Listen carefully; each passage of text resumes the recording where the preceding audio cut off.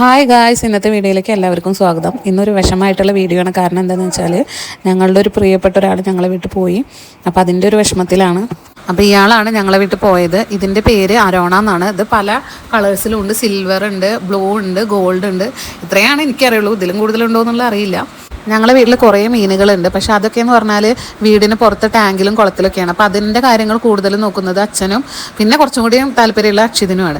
വേറെ ആർക്കും വലിയൊരു ഇത് കാണിക്കാറില്ല. ഞങ്ങൾ കൂടുതലും വല്ല കഴിക്കണ മീനും ഉണ്ടെങ്കിൽ കഴിക്കാമെന്നൊക്കെ ഞങ്ങൾ നോക്കാറുള്ളൂ. അതിൻ്റെ കാര്യങ്ങളൊക്കെ ഫുള്ള് നോക്കണം അവരാണ്.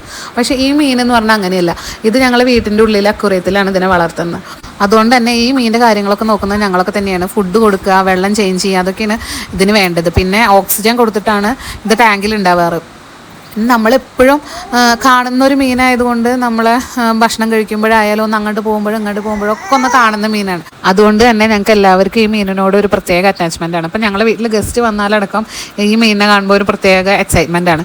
കാരണം അങ്ങനെ എല്ലാവരുടെ വീട്ടിലും ഇത്രയും വലിയ മീനിനെ വളർത്തണം എന്നില്ലല്ലോ. അപ്പോൾ എല്ലാവർക്കും കാണുമ്പോൾ ഒരു കൗതുകമായിട്ട് തോന്നാറ്. ഈ മീനിനെ നമ്മുടെ വീട്ടിലേക്ക് കൊണ്ടുവരുമ്പോൾ ഒരു കൈപ്പത്തിയുടെ വലുപ്പമേ ഉണ്ടായിരുന്നുള്ളൂ. അപ്പോൾ ഇതിൻ്റെ ഒപ്പം വേറെ 3 കൂടിയായിട്ട് മൊത്തം 4 ആയിട്ടാണ് കൊണ്ടുവന്നിട്ടുണ്ടായിരുന്നത്. പിന്നെ ഇവർ വലുതായപ്പോൾ അക്വേറിയത്തിൽ സ്പേസ് ഇല്ലാതെയായി. അവർക്ക് അങ്ങോട്ടും ഇങ്ങോട്ട് നീങ്ങാനുള്ള അത്രയും സ്പേസ്, വലിയ അക്വേറിയാണ് എന്നാലും 4 നീങ്ങാനുള്ള ഒരു സ്പേസ് ഇല്ലാതെയായപ്പോൾ 3 നമ്മൾ വേറെ ഒരാൾക്ക് കൊടുത്തു. അങ്ങനെ പിന്നെ ഇത് മാത്രമേ ഉണ്ടായിരുന്നുള്ളൂ. ഇതിനാണെങ്കിൽ എപ്പോഴും ഓക്സിജൻ വേണം. നമ്മൾ രാത്രി കിടക്കാൻ പോകുമ്പോഴടക്കം ഇതിന് ഓക്സിജൻ വർക്ക് ചെയ്യുന്നുണ്ടോ എന്ന് ചെക്ക് ചെയ്തിട്ട് തന്നെയാണ് പോവാറ്.